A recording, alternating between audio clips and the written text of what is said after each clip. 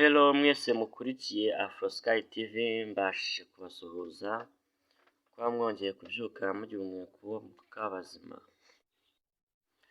Tugiye kuganira ku muntu bita Gasuku.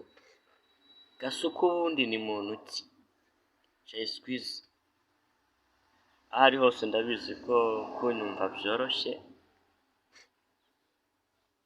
Mu by'ukuri Gasuku abantu bamwibasira ndabiyamye cyane, kuko uriya ni umuntu w'umugabo kabisa, avuga ibintu biri byo.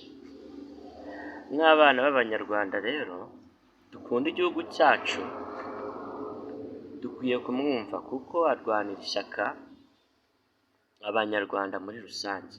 Rero iyo ugiye ukavuga ngo Gasuku, Jay Squeezy abari mu bintu by'amatiku by'ibiki, mbese cyangwa ufata nk'igicucu kabisa, kuko ntabwo ubuze ikintu uvuga icyo ari cyo.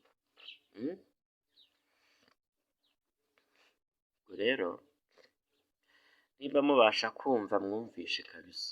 Gasuku kuraje kabisa, komeza akazi kawe. Bariya bahunze igihugu baduhemukiye nk'abanyarwanda kabisa, leta ibakurikirane kandi ntabwo tuzabaha amahoro kabisa.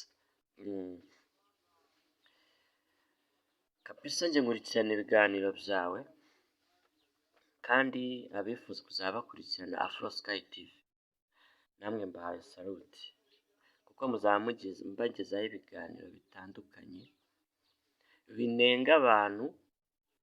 banenga abantu bavuga ibintu by'ukuri, kandi n'ibintu biba biri kuri social media by'ibihuha bya kritiki ntabwo ari byiza kabisa. Bro, mwubahe akazi k'umuntu kabisa, mwubahe ikintu akora kandi mugihe agaciro.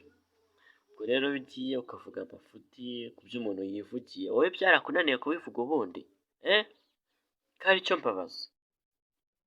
Once again tuzasubira.